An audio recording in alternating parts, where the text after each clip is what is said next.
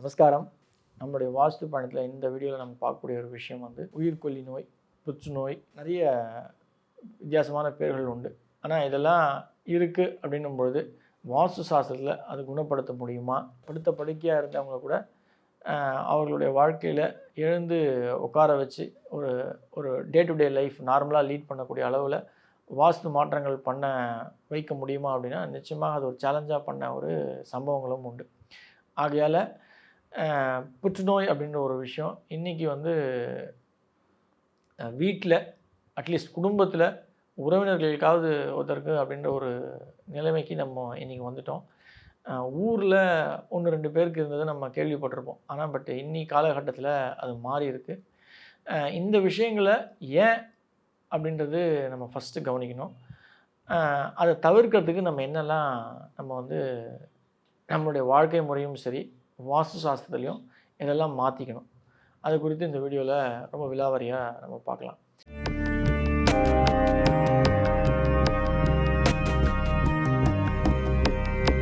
ரகசிய உண்மை நேயர்கள் அனைவருக்கும் என்னுடைய அன்பான வணக்கங்கள், வாழ்த்துக்கள். அடியார்கள் வாழ, அரங்கன் நகர் வாழ, சிறகோப்பந்தன் தமிழ் நூல் வாழ, கடல் சூழ்ந்த மண்ணுலகம் வாழ, மணவாள மாமுனியை இன்னும் ஒரு 100 ஆண்டு வாழிய. பண்டைய காலத்தில் நம்மளுடைய வீடு அப்படின்ற ஒரு விஷயம் வந்து அட்லீஸ்ட் மினிமம் வந்து ஒரு ஒரு ஒரு 1 ஏக்கரா இல்லை 1/2 ஏக்கரா அப்படின்ற ஒரு விஷயத்தில் வாழ்ந்து வந்தோம். இது ஏன் அப்படின்னு சொன்னால், நம்ம வீடை சுற்றி நிறைய இடங்கள் விசாலமாக ஓப்பனாக இருக்கக்கூடிய ஒரு விஷயம். இந்த ஆகாயம் அப்படின்ற ஒரு விஷயம், இந்த பஞ்சபூதத்தில் ஆகாயம் அப்படின்றதுக்கு வந்து முக்கியமான ஒரு முக்கியத்துவம் கொடுத்து நம்மளுடைய தாய் சுவருக்கும் தந்தை சுவருக்கும் இடைப்படுகின்ற அந்த கேப் தான் வந்து ஆகாயத்தை குறிக்கக்கூடிய ஒரு விஷயமாக இருக்குது. எப்போ அந்த இடம் வந்து நிறைய இருக்கோ அது வந்து நம்மளுடைய வாழ்க்கையில் பெரிய வளர்ச்சியும் பொருளாதாரம் மட்டுமின்றி நம்மளுடைய ஆரோக்கியத்துலேயும் முக்கியத்துவமும் இருந்தது. ஆனால் இன்றைக்கி ஒவ்வொருவரும் நமக்கு ஹாஸ்பிட்டல் பக்கத்தில் இருக்கணும், நமக்கு காலேஜ் பசங்க படிக்கிற காலேஜ் ஸ்கூலு ரொம்ப பக்கத்துலேயே இருக்கணும், ஏதாவது ஒரு விபத்தோ இல்லை அவசரம் அப்படின்னா நமக்கு உடனே ஹாஸ்பிட்டலில் போய் டாக்டரை பார்க்கணும் அப்படின்ற ஒரு சூழ்நிலையில் தள்ளப்பட்டு, இது வந்து ஒரு மித்து தான் ஆக்சுவலாக. எல்லாருமே அவங்க வந்து ஃப்ளாட்டில் பக்கத்துலேயே இருக்காங்க, அப்போலோ ஹாஸ்பிட்டல் பக்கத்தில் இருக்குது, இந்த இடத்துல விஜயா ஹாஸ்பிட்டல் இருக்குது அப்படின்றத முக்கியத்துவம் கொடுத்து 600 ஸ்கொயர் ஃபீட்டில் ஒரு 900 ஸ்கொயர் ஃபீட்டில் நமக்கு வீடு கிடச்சா போதும்னு வாங்கிடுறாங்க. இது வந்து மிக தவறான ஒரு விஷயம். ஒரு நல்ல வாஸ்துப்படி அமைக்கப்பட்ட ஆண்டாள் வாஸ்துடைய அடிப்படை விதிகள் அமைக்கப்பட்டு ஒரு வாஸ்துப்படி ஒரு வீட்டில் நீங்கள் குடியேறீங்க அப்படின்னா உங்களுக்கு நிச்சயமாக ஆரோக்கிய குறைபாடு இருக்காது, பொருளாதாரத்தில் நிச்சயமாக வீழ்ச்சி அப்படின்றது இருக்காது. இது வந்து நிதர்சனமான ஒரு உண்மை. ஆகையால் நம்ம வீடு அப்படின்ற ஒரு விஷயத்த கொஞ்சம் மெனக்கெட்டு, நீங்கள் கேட்கலாம் அந்த காலத்தில் இதெல்லாம் ஃபாலோ பண்ணாங்களா அப்படின்னு. நிச்சயமாக ஃபாலோ பண்ணாங்க. அதனால தான் அவங்க ஆரோக்கியத்தை சிறப்பாக ஒவ்வொருவரும் மினிமம் அட்லீஸ்ட் ஒரு 80 வயசு வரலும் 90 வயசு வரலும் ஆரோக்கியமாக. இன்றைக்கி வந்து 80-90 வயசில் இருக்கலாம். ஆனால் நம்ம மாத்திரை மருந்துனால அதை ப்ரொலாங் பண்ணுறதுல ஒரு பெரிய பெருமை கிடையாது. எல்லாருமே ரொம்ப முக்கியமாக ஆரோக்கியம் அப்படின்னு வந்துட்டாலே கவனிக்க வேண்டிய ஒரு முக்கியமான விஷயம் என்ன அப்படின்னா சூரியன். சூரியன் எந்த வீட்டு உள்ள பிரவேசிக்கிறாரோ நிச்சயமாக அந்த வீட்டில் வந்து மருத்துவர் உள்ளே வர மாட்டார். அந்த வீட்டில் வசிக்கின்ற யாருமே வந்து மருத்துவரை நோக்கி பயணம் செல்ல மாட்டார்கள். இந்த ஹாஸ்பிட்டல் அப்படின்ற ஒரு விஷயமே வேனிஷ் ஆகிடும். இதில் முக்கியமான ஒரு விஷயம் என்ன அப்படின்னா, இன்றைக்கி யாரை கேட்டாலும் ஹாஸ்பிட்டலுக்கு நீங்கள் போகிறீங்க அப்படின்னா ஃபஸ்ட்டு ரெக்கமெண்ட் பண்ணக்கூடிய ஒரு விஷயம் வந்து விட்டமின் டி கேப்சூல் தான்.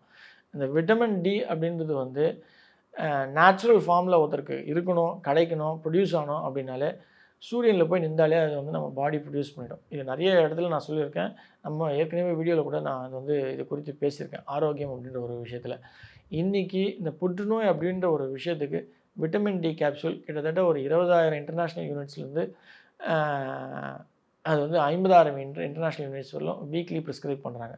இது பண்ணலாம். இது இது இது சாப்பிட்றதால விட்டமின் டி இன்க்ரீஸ் ஆகுமா அப்படின்னா ஒரு சின்ன அளவு தான் இன்க்ரீஸ் ஆகுமே தவிர்த்து, ஆனால் நீங்கள் உங்கள் உடம்பு போய் விட்டமின் டி அதாவது சூரியனுடைய ஒளி கதிர்கள் மேலே நீங்கள் வந்து உங்கள் உடம்பை காண்பிக்கும்போது, நீங்கள் அப்படி தான் காண்பிக்கணும்னு இல்லை, நீங்கள் வாக்கிங் போனாலும், ரன்னிங் போனாலும், வெளில சைக்கிளிங் போனாலும், ஸ்விம்மிங் போனாலும், இந்த சூரியனுடைய ஒளி படும்போது அல்லது உங்கள் வீட்டு உள்ள அதிகாலை சூரியனுடைய பிரவேசம் இருக்குது அப்படின்ற போது நிச்சயமாக உங்கள் உடம்பே வந்து இந்த விட்டமின் டியை ப்ரொடியூஸ் பண்ணிடும்.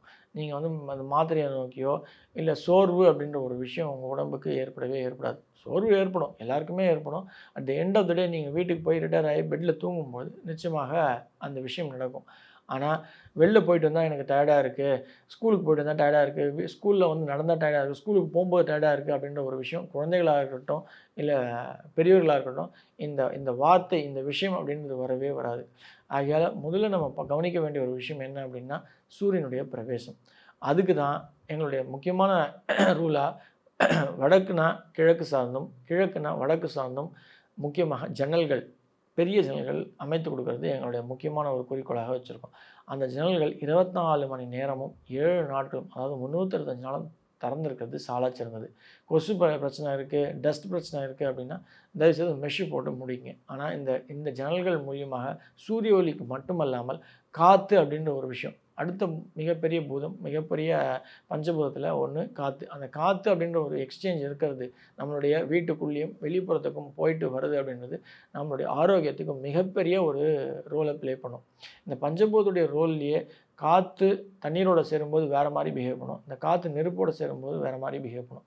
ஆகையால் இந்த காற்று அப்படின்ற ஒரு விஷயத்துக்கு ரொம்ப முக்கியத்துவம் கொடுத்து நம்ம வாழ வேண்டும். அதை ரொம்ப கூர்ந்து கவனித்து மெனக்கெட்டு அதுக்கு வந்து நம்ம வந்து சில சில விஷயங்களை பண்ணி கொடுக்க வேண்டும். அதில் ஜன்னல் வந்து மிகப்பெரிய ரோலை ப்ளே பண்ணும்.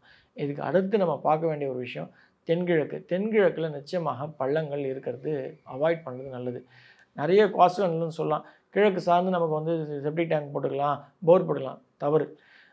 கிழக்கு நடுப்பகுதியில் கிழக்கு தென்கிழக்கு சார்ந்து போட்டுக்கலாம் அப்படின்னு, இது வந்து அப்சல்யூட்லி ராங்கு. தயவுசெய்து இந்த தவறை செய்யாதீங்க. சிலர் வந்து கிச்சனுடைய வேஸ்ட் தண்ணி, அந்த சிங்க்லேருந்து போகக்கூடிய தண்ணியை ஒரு 2, 3 உரை போட்டு, ஒரு 2 அடி 3 அடி உரையோ 5 அடிக்கு இறக்கி அதில் கீழே ஜல்லி போட்டு அந்த கிச்சனுடைய தண்ணி வேஸ்ட் தண்ணி மட்டும் நான் போட்டுக்கிறது வச்சுக்கிறேன் சார், பக்கத்தில் ஒரு வாழை மரம் வச்சுக்கிறேன்னு சொல்லுவாங்க. இது நிறைய கன்சல்டேஷன்ஸில் நான் பார்த்துருக்கேன்.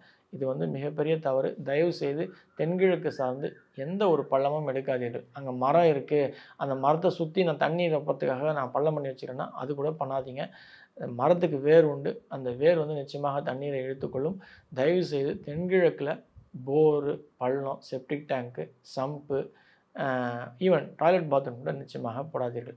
இந்த விஷயங்கள் நீங்கள் போடுறீங்க அப்படின்னும்போது வீட்டுடைய பெண்கள், அதாவது மனைவிமார்கள், குழந்தை, பெண் குழந்தைகள், தாய்மார்கள், இவர்கள் தான் வந்து பாதிக்கப்படுறார்கள். ஒரு குடும்பத்துடைய தாய்மார்கள் எப்போ பாதிக்கிறார்களோ, பெண்கள் பாதிக்கிறாங்களோ அந்த குடும்பமே பாதிக்கப்படும். தயவுசெய்து இதை செய்யாதீர்கள். இந்த விஷயம் இருக்குது அப்படின்னா அதை தயவுசெய்து மாற்றிக்கொள்ளுங்கள். நான் ஏற்கனவே என்னுடைய வீடியோவில் நிறைய செப்டிக் டேங்க் எங்கே வரணும், போர் வந்து வடகிழக்கில் தான் வரணும், இந்த விஷயங்கள் குறித்து நான் வந்து பேசியிருக்கேன். அதுபடி நீங்கள் மாற்றிக்கிறது சாலச் சிறந்தது. அதை விட முக்கியமாக நீங்கள் பார்க்குறது இந்த வடமேற்கு. இந்த வடமேற்கில் நம்ம பார்க்க வேண்டிய விஷயம் அப்படின்னு பார்த்தீங்கன்னா, செப்டிக் டேங்க் அங்கே தான் போடணும். வடமேற்கு வடக்கு சார்ந்து, அது வடமேற்கு மேற்கு சார்ந்து தயவுசெய்து போடாதீங்க. இது வந்து நான் நம்மளுடைய புற்றுநோய் சார்ந்து சொல்லனா கூட நம்மளுடைய உடல் உபாதைகள் நிச்சயமாக அதில் வந்து பாதிக்கப்படும். நிறைய பேர் இன்னொரு செய்யக்கூடிய ஒரு விஷயம் என்ன அப்படின்னா, சார் அந்த இடத்துல எங்களுக்கு வந்து கேன்டிலீவர் போட்டு தான் படிக்கட்டு வச்சுருக்கோம், அந்த படிக்கட்டு கீழே ஒரு ஒரு நாங்கள் வந்து தெற்கத்திக்காரங்க எங்கேயாவது வெளில உறவினர்கள் இருந்துட்டாருங்க அப்படின்னா, அங்கே வந்து ஒரு பாத்ரூமில் வெறும் குளிக்கிறதுக்காக மட்டும் வச்சுருக்கோம் சார் அப்படின்வாங்க. நீங்கள் குளிக்கிறதுக்காக மட்டும் வச்சா கூட அந்த இடத்த வந்து அடைக்காதீங்க போட்டு. அது ஒரு எக்ஸாஸ்ட் ஃபேன் மாட்டிக்கங்க. இல்லை முடிஞ்சால் அந்த ஜன்னலில் வந்து அந்த கதவை வந்து திறந்து வைங்க. அதோட பெஸ்ட்டு ஒரு எக்ஸாஸ்ட் ஃபேன் மாட்டிக்கிறது.